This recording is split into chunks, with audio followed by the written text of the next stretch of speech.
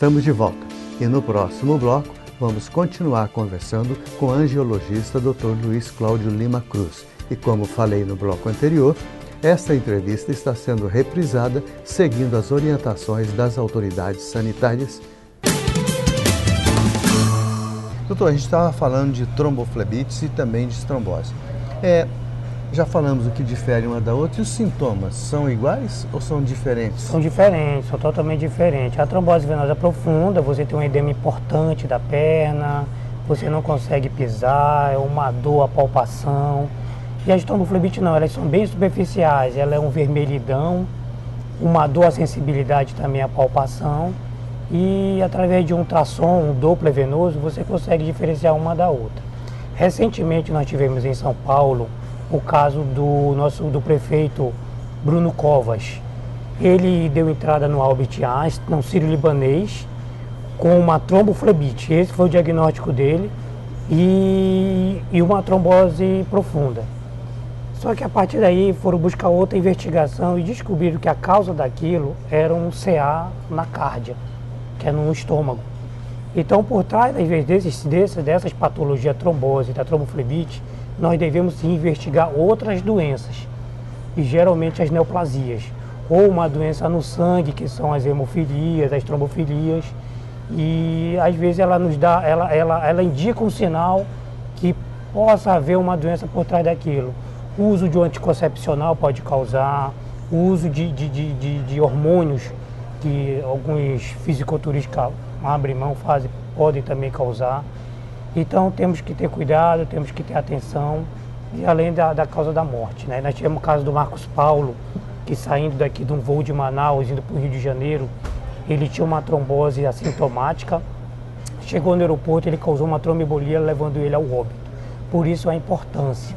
Voos de longa duração, acima de 6 horas, e que o paciente fica no voo a pessoa fica no voo 6 horas sem se levantar, com a perna dobrada.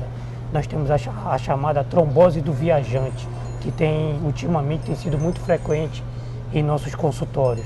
E o que fazer, doutor, nesse caso?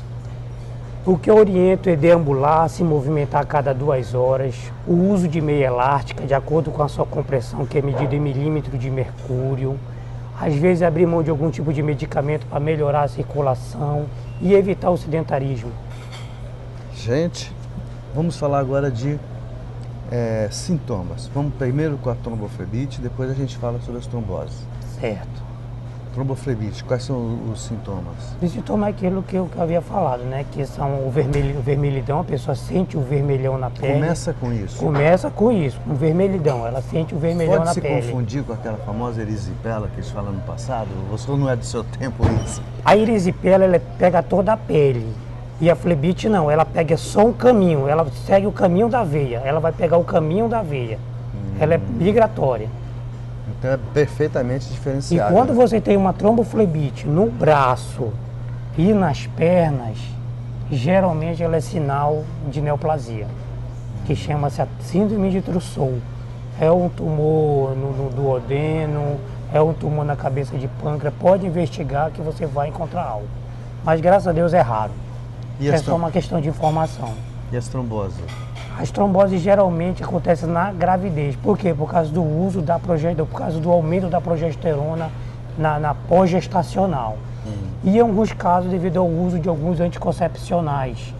E há 2 anos, há 3 anos atrás, a Anvisa havia afastado o medicamento, que agora retornou após uma correção, e que ela carregava um nível muito alto de um hormônio progesterona, que estava causando tromboses em séries no mercado, e com isso ela foi tirada, agora ela volta de novo, mas lógico, depois de uma revisão feita pelo nosso setor de vigilância. Doutor, e o tratamento para cada uma delas? As tromboflebites, geralmente o tratamento ele é clínico. Você pode usar um anti-inflamatório, uma compressa úmida, uso de cremes antitrombos. Às vezes eu uso o anticoagulante para que isso não se transforme numa trombose profunda. Eu particularmente uso o anticoagulante por 15 dias. E é o mesmo caso para as tromboses? É o mesmo caso, só que para a trombose nós usamos anticoagulantes orais e o uso de meia.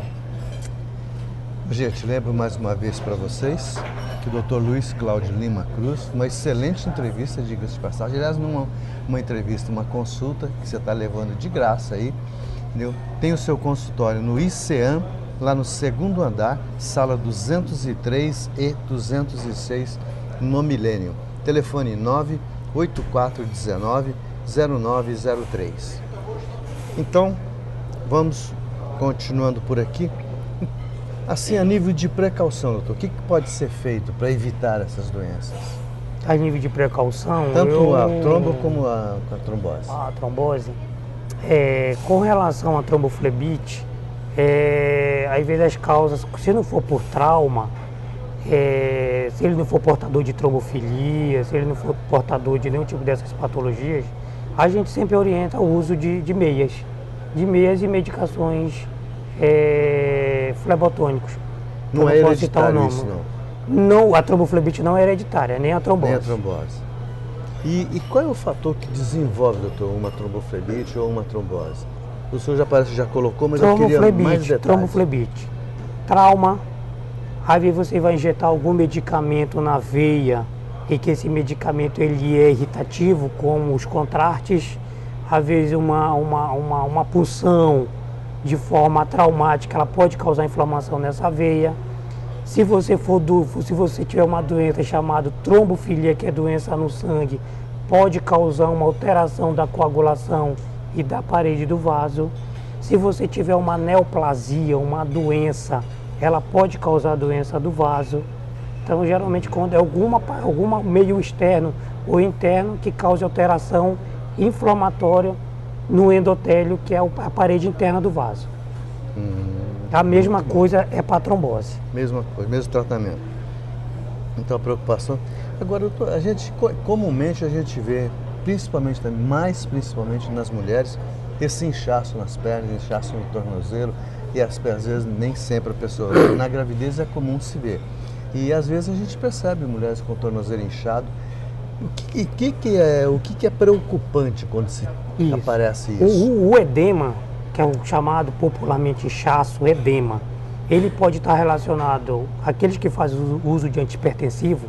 Existem alguns antihipertensivos que causam inchaço.